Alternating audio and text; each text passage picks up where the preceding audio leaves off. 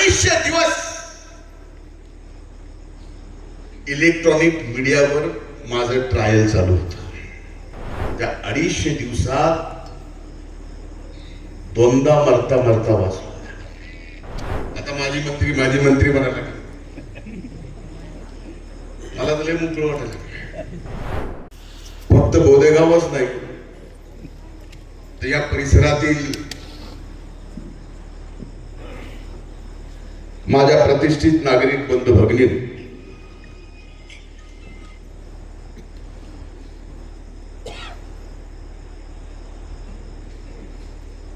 पहिले 3 कामच मी ज्याचं उद्घाटन आणि लोकार्पण सांगितलं.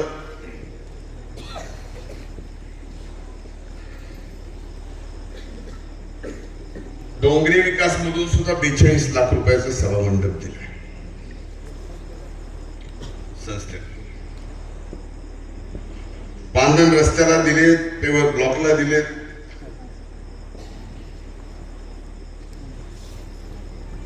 मध्ये आपल्याला माहिती आहे की आपल्याकडे फार मोठी अतिवृष्टी झाली होती. ऑगस्टच्या अतिवृष्टीमध्ये जेवढं नुकसान आपल्याकडे झालं तेवढं इतर ठिकाणी सुद्धा झालं होतं. जिल्ह्याला 56 कोटी आले, त्यातले 30 कोटी फक्त या परळी तालुक्याला येते.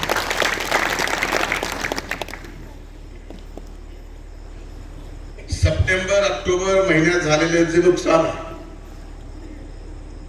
तेही खूप मोठं आहे. त्यासाठी संबंध जिल्ह्याला 577 कोटी रुपये आपण शासनाला मंजूर करायला लावले. वितरण सुद्धा त्याचं चालू आहे. दिवाळीच्या सुट्ट्याची अडचण आहे म्हणून शनिवारी आणि रविवारी सुद्धा बँक चालू ठेवण्याच्या आपण सूचना केलेल्या आहेत. दिवाळीला आलोय तर मोकळ्या हाताने आलो असं तुम्ही समजू नये. द्यायला चालू आहे.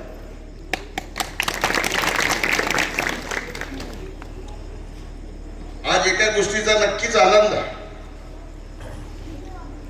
की या 77 लाख रुपयाच्या शाळेत नाथ प्रतिष्ठानने सुद्धा काही हिस्सा उचलला. आज तुमच्या सगळ्यांचं प्रेम संबंध राज्यभरातून मिळत असलेले आपले आशीर्वाद या मतदारसंघाच्या प्रत्येक माणसाच्या मनात बसायची संधी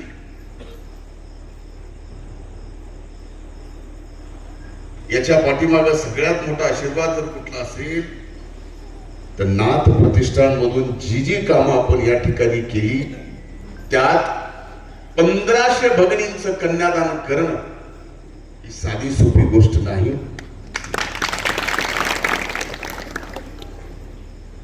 अनेक कार्यक्रमात भाग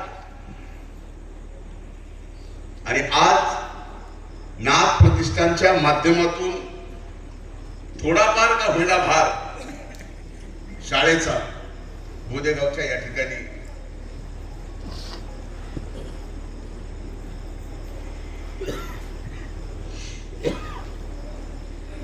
नाथ प्रतिष्ठानला घेतात. खरं तर कार्यक्रमाला येईल का नाही येईल अशी परिस्थिती माझी कालपासून जरा जास्त आजारी आहे. थोडं कमी जास्त आणखी महिनाभर होईल. पण आता लढाईच लागलेली आहे. नगरपालिकेच्या निवडणुका लागल्या, त्याच्यानंतर जिल्हा परिषदेच्या अनेक जणी आले.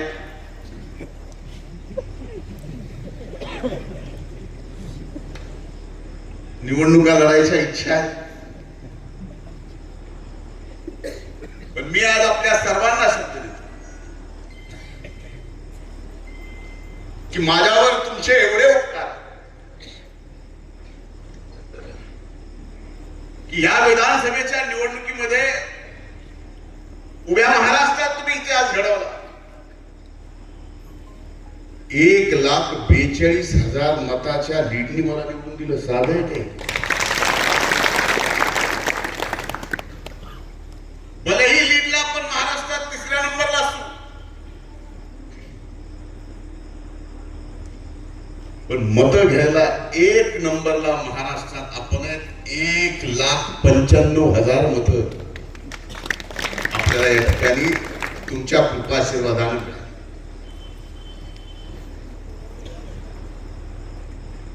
एवढा मोठा विजय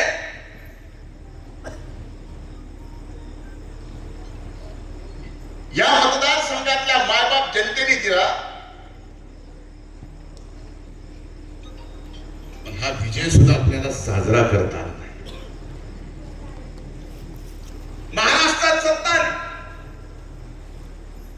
मंत्री म्हणून शपथ घेतली, मिळालेल्या त्या मंत्री पदाचा सुद्धा आपल्याला आनंद घेता आला नाही. जी संकट चालू झाली ही निर्मित संकट आहे. अचानक आलेली संकट आहे आणि घडवून आणलेली संकट आहे.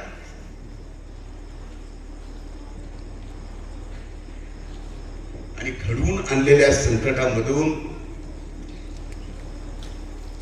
बाहेर पडायचं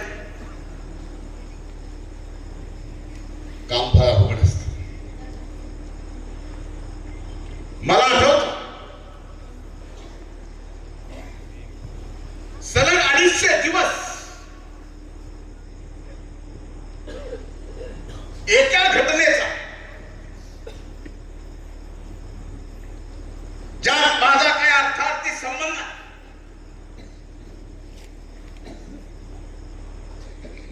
250 दिवस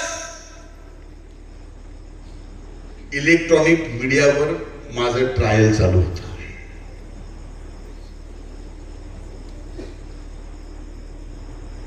मी कुठल्याही माध्यमाला बोलत नव्हतो. मला काय बोलायला येत नव्हतं अशातला भाग नाही. त्या 250 दिवसात 2दा मरता वाचलो.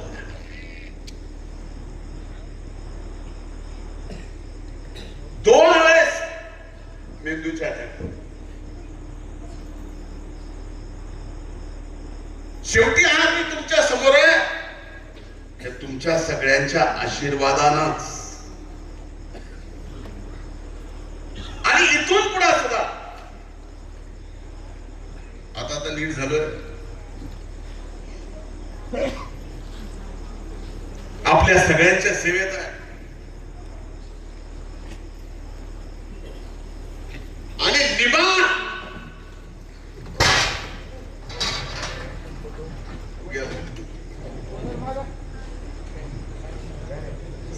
सरकत माझ्या सरकले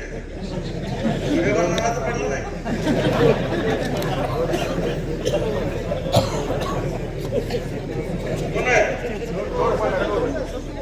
स्वतः आहे तो मरी तो बदल वाढून तुला कुठं बी त्या काही समजल्या.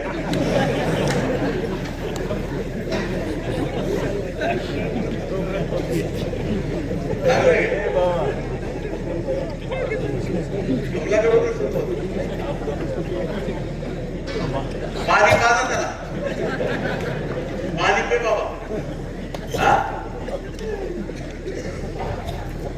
गावाच्या बाहेर पडल्यावर शिवाय शिला पण टाकायचं कुठं बी टाकायचं जर थांब ना. नाही तसं निबार माणूस आहे त्याला काय होत नाही.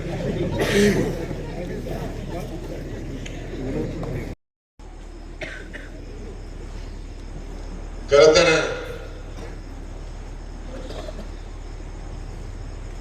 आजच्या कार्यक्रमाच्या निमित्तानं राजेश्वर आवाज या पद्धतीने बोलत होते, जेवणाचंच वर्णन करत होते.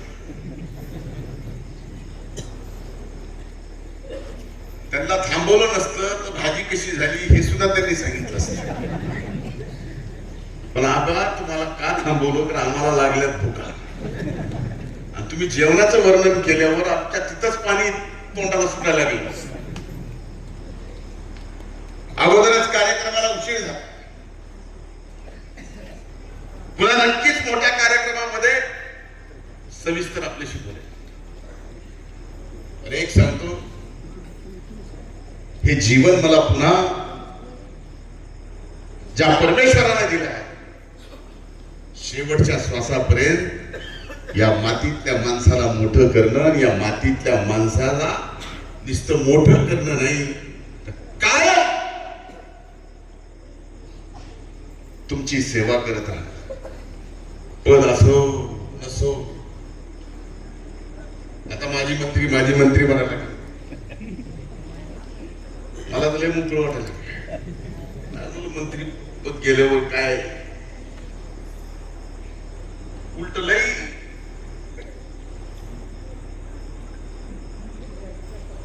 प्रसिद्धी मिळाली.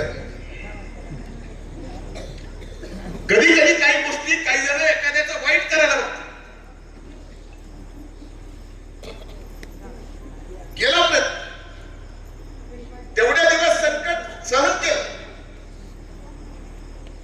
पण त्या वाईट करणाऱ्यांनी माझं हे लक्षात आलं नाही की शेवटी नियतीला काय मान्य असतं. आपली जर साफ मन असेल तर नियती सुद्धा आपल्या सोबत राहते. मी हे कायम म्हणतो, जेवढं मतदान करायचा प्रयत्न केला त्याच्यापेक्षा जास्त न बोलता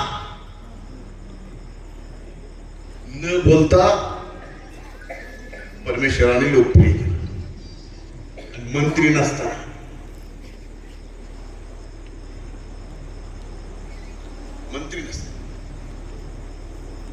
हे तुमच्या सगळ्यांचे आशीर्वाद आहे, तुमच्या सगळ्यांचं प्रेम आहे, म्हणून हे घडतं.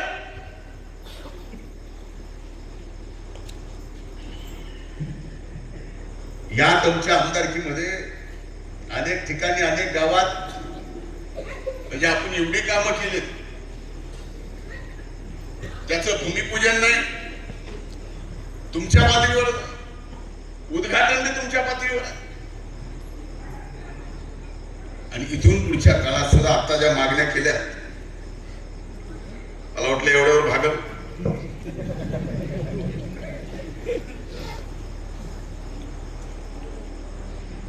एक स्मशानभूमी द्यायची आहे, पूल,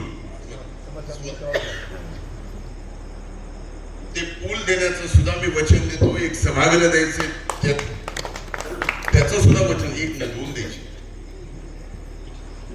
हा सुद्धा ते दोन्ही या ठिकाणी सभागृह देतो आणि शब्द देतो की कायम तुमच्या सेवेत राहील. तुम्हालाही वाटलं की मी बराच वेळ बोलेल म्हणून सुरुवातीला सांगितलं की वेळ एकदा नक्की येणार आहे.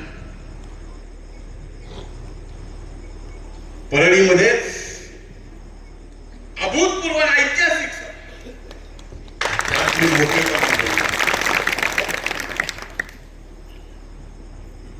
आज या भूमिपूजनाच्या कार्यक्रमाला तात्या सर्व गावकऱ्यांनी मला निमंत्रित केलं, त्याबद्दल मी आपले आभार मानतो. नगरपालिकेच्या निवडणुका अगोदर लागणार, माझ्या म्हणजे नोव्हेंबरच्या पहिल्या आठवड्यामध्ये आचारसंहिता लागणार आणि डिसेंबरच्या पहिल्या आठवड्यात मतदान. ते संपलं ना संपलं की जानेवारीत जिल्हा परिषद पंचायत समिती आहे. हे सलग 3-4 महिने निवडणुकीचे.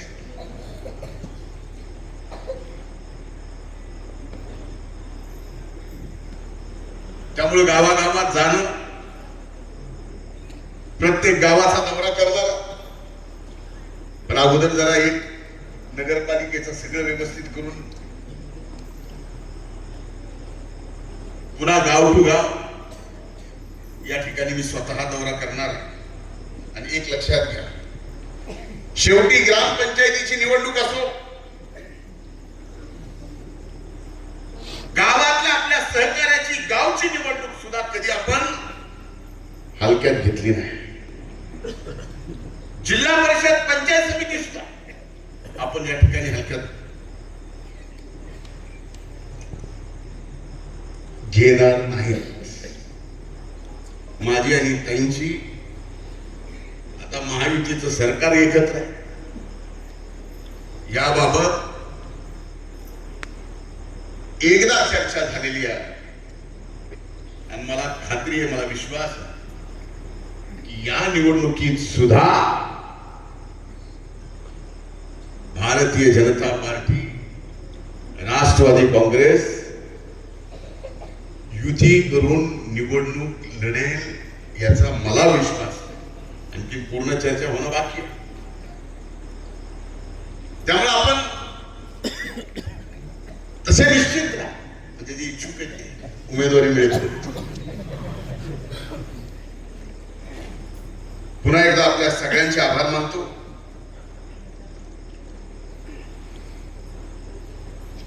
आपल्या सर्वांचे आभार मानत असताना तात्या ज्यावेळेस माझ्या तब्येतीच्या बाबतीत बोलत होता त्यावेळेस मी समोर अनेकांच्या डोळ्यात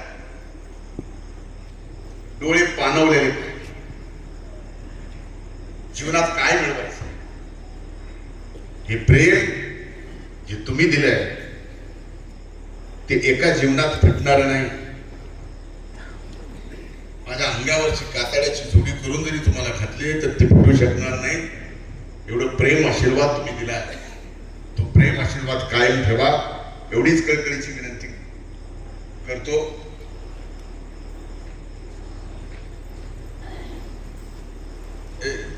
मोहा सबस्टेशनची लाईट सोनेवऱ्याचे बघतो ते पाण्याचं कारण आहे. नागपिंपरीचं सबस्टेशनचं काम चालू आहे नाही, आणखी नाही. नागपिंपरीचं सबस्टेशनचं काम ठीक आहे. या सगळ्या गोष्टीचं मी स्वतः लक्ष घालतो. आपल्या सगळ्यांचे पुन्हा एकदा आभार मानतो. खूप खूप धन्यवाद. जय हिंद, जय महाराष्ट्र.